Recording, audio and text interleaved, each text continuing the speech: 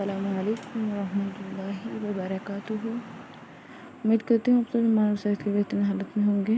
तो आज का हमारा सेकंड ब्लॉग है और सबसे पहले हम नमाज के साथ और अस्कार के साथ अपना दिन का आगाज़ करते हैं और साथ में ही फजर के बाद कुरान पाक ज़रूर पढ़ा करें। सूरह बनी इसराइल में भी आता है कि जो अल्लाह वाले हैं वो फजर के वक़्त कुरान पाक पढ़ते हैं। मैं जस्ट आपको बता रही हूँ, आयत तो मुझे एग्जैक्ट उसका ट्रांसलेशन याद नहीं है।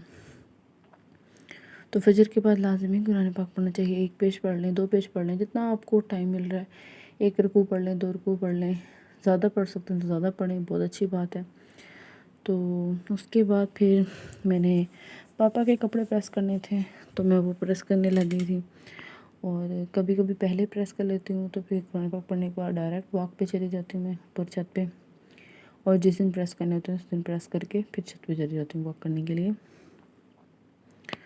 तो वॉक सुबह में मुझे अच्छा लगता है क्योंकि फ़्रेश एयर होती है, तो उसमें सांस लेना भी बहुत अच्छा होता है, हमारे लिए भी बहुत अच्छा होता है और एक वो बहुत फ्रेश सी फीलिंग आती है। तो ये मैं छत पे आ गई हूँ और सूरज थोड़ा निकला हुआ है। आई थिंक 6:15 का टाइम हो गया था, ये 6:15 6:20 तक का। तो बहुत ही अच्छा वेदर था और साथ में चाँद भी नज़र आ रहा था, तो मैंने उसकी भी वीडियो शूट कर ली। बहुत प्यारा लग रहा था और दिन में चाँद को देखना। और इसके अलावा मुझे आपसे ये बात करनी थी कि जैसे फर्स्ट व्लॉग था मेरा विदाउट वॉइस था, साइलेंट व्लॉग था, और आज का व्लॉग मैंने वॉइस में किया है। तो आप लोग मुझे ज़रूर बताइएगा कि आपको वॉइस वाला अच्छा लगा या साइलेंट में। तो मैं वॉइस में इसलिए कि मैं आपको कुछ ना कुछ अच्छी बात ज़रूर कर सकूं, कोई ना कोई अच्छी चीज़ हम सीख सकें डेली के व्लॉग में।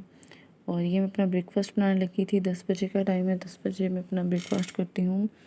10 बजे इसलिए करती हूँ क्योंकि मैं इंटरमीडिएट फास्टिंग कर रही हूँ, तो उसमें डाइट का थोड़ा ख्याल रखना पड़ता है। एक टाइम होता है, टाइम सेट करना होता है, तो उसमें मैं क्या खाती हूँ क्या नहीं खाती हूँ और डाइट किस तरह करनी चाहिए, चीज़ें भी मैं इंशाल्लाह आपको एक वीडियो ज़रूर दिखाऊंगी। जब मुझे फ़र्क पड़ा तो मैं आपको ज़रूर सिखाऊंगी इंशाल्लाह, और उसके बारे में ज़रूर बताऊंगी कि अपने बजट में रह के कैसे डाइट कर सकते हैं। ठीक है, बहुत ज़्यादा हाई फाई भी नहीं करनी कि हम नहीं अफोर्ड कर सकते, तो उस हिसाब से इंशाल्लाह मैं ज़रूर आपके साथ शेयर करूँगी। तो ये मैं अपना ऑमलेट बना रही हूँ, साथ में ब्राउन ब्रेड का 2 स्लाइस ले लेती हूँ नाश्ते में।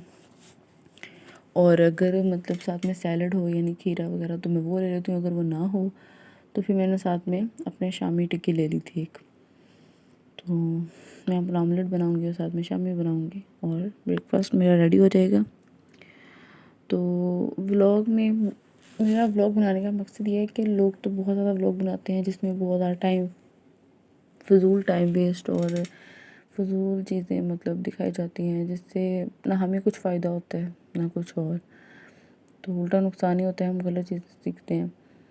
लेकिन मैं चाहती थी कि मैं कुछ ऐसा करूं जिससे हम लोग कुछ अच्छी चीज़ भी सीख सकें। अपना इस्लामिक वे में लोग कैसे बना सकते हैं। अब ज़रूरी नहीं होता कि अब जो दीन को फॉलो कर रहा है तो वो बिल्कुल बाउंड हो जाता है। नहीं, अल्लाह ताला ने एक हद रखी है, उसमें रहकर आप कुछ मतलब के लिमिटेड चीज़ें कर सकते हैं। आप फ़न भी कर सकते हैं, आप इंजॉयमेंट भी कर सकते हैं, और लेकिन अल्लाह ताला ने एक हदूद रखी है उसमें रहकर। तो मेरा व्लॉग बनाने का भी मकसद यही था कि हम उस चीज़ों को हम व्लॉग में कुछ अच्छी चीज़ें सीखेंगे, ना कि इससे फ़ायदा हो ना कि नुकसान। ठीक है, तो ये मेरा ब्रेकफास्ट तो रेडी हो गया है। ये सैंडविच बनाने के बाद मैं साथ ही अपने चाय रख देनी है, क्योंकि चाय के बगैर मुझसे नाश्ता नहीं होता है। लेकिन हाँ, जिस दिन मैं तलबीना या ऐसे कुछ दलिया वगैरह कुछ खाती हूँ तो मैं उस दिन चाय नहीं पीती हूँ, फिर उस दिन मैं दोपहर में पी लेती हूँ। लेकिन अगर मैं ऐसे पीती हूँ तो मैं ज़रूर चाय बनाती हूँ। ये स्टिया है जो मैं चाय में शुगर की जगह यूज़ करती हूँ। कैंडर और सुकराल भी हैं, बट वो थोड़ी सी उससे कई साइड इफ़ेक्ट्स हैं। ये स्टिया जो है इसकी एक जड़ी बूटी है जिसे नेचुरल एक शुगर निकलती है, तो इसके कोई नुकसान नहीं है। ये थोड़ी सी एक्सपेंसिव होती है उनसे। आई थिंक वो जो सुकराल या कैंडल है वो 250 या आई थिंक 3 में मिल जाती है, 100 में। ये आई थिंक हम 850 या 900 में मिलती है। 100 टैबलेट्स होती हैं इसके अंदर। तो ये इसके नुकसान नहीं, इसलिए मैं यही यूज़ करती हूँ। और नाश्ता करने के बाद मैं सीरत नबवी अर्रहीकुल मख्तूम पढ़ती हूँ, और मुझे बहुत ही फेवरेट किताब है ये। और इसमें आप सल्लल्लाहु अलैहि वसल्लम की जो भी मतलब के वाक़यात बयान किए गए हैं, जब हम उनको पढ़ते हैं तो हमें ऐसे महसूस होता है कि जैसे हम अपनी आँखों से देख रहे हैं।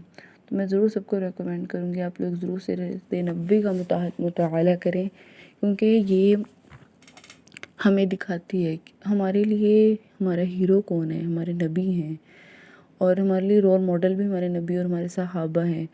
तो हमें उनके बारे में इल्म होना चाहिए। हम जिससे मोहब्बत करते हैं उसके बारे में जानने की कोशिश तो करते हैं ना। तो इसके हमें नबी करीम सल्लल्लाहु अलैहि वसल्लम के बारे में भी जानने की कोशिश करनी चाहिए। हमें सीरत नबी का मुताला करना चाहिए कि हमारे नबी ने क्या क्या चीज़ें फेस की, कैसे ज़िंदगी गुजारी, हमें पता होना चाहिए इस चीज़ का। एक मुसलमान को तो कम अज़ कम इतना पता होना चाहिए। तो मैं ज़रूर मैं डेली इसका मुताला करने की कोशिश करती हूँ और इसको इस मंथ में कंप्लीट करने की पूरी कोशिश करनी है।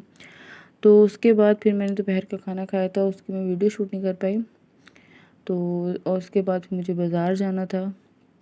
दरअसल मेरे भाई की शादी आने वाली है, तो उसकी कुछ शॉपिंग करनी थी। तो उसके लिए हम बाज़ार जा रहे थे, मैं और मेरी बड़ी आपी भाभी यानी कि। तो हम ये गुल अहमद की शॉप पे आए थे, कपड़े वगैरह देख रहे थे, और मैंने सोचा साथ में थोड़ी सी वीडियो शूट कर लेती हूँ, आप लोगों को भी दिखा देती हूँ।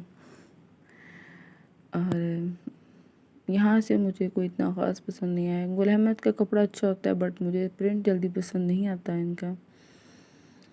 तो फिर हम यहाँ से वापस चले गए थे, थोड़े बहुत डिज़ाइन देख कर। और उसके बाद फिर हम लोग ज़ैलबरी गए थे। ज़ैलबरी पे हमें एक पसंद आया था तो हमने वो ले लिया था। ये हमने जस्ट चेक कर किया था, तो हमें एक ब्लैक वाला था वो पसंद आया था, हमने वो ले लिया था। आई थिंक वो वीडियो में नहीं आया। उसके बाद हम बैग वगैरह देखने आए थे, और जिस तरह का बैग हमें चाहिए था, मतलब मेरी जो होने वाली भाभी हैं, आप भाभी मेरी जितनी है इसलिए मैं उसको भाभी नहीं कहती हूँ, तो उनके लिए हमने बैग लेना था, बट मुझे बैग भी नहीं पसंद आया इतना। और उसके बाद हम एक फैंसी कुछ ड्रेस देखने के लिए आ गए थे, बट हमें यहाँ पे भी कुछ पसंद नहीं आया था। तो ये मैं हूँ। और उसके बाद हम ज्वेलरी की शॉप पे आ गए थे, ज्वेलरी वगैरह देखने के लिए। हमने जो वलीमे का ड्रेस था वो रेडी करवाना था, वो रेडी कराना दे दिया था। उसके बाद लास्ट पे हम लोग मॉल आए थे, तो वहाँ पे मैं स्टेशनरी वाले सेक्शन पे ज़रूर जाती हूँ क्योंकि मुझे स्टेशनरी करना बहुत पसंद है। तो ये मैं स्टेशनरी की चीज़ें देख रही थी। तो आई होप आपको व्लॉग पसंद आया होगा। नेक्स्ट व्लॉग में मुलाकात होगी। अस्सलाम वालेकुम व रहमतुल्लाहि व बरकातहू।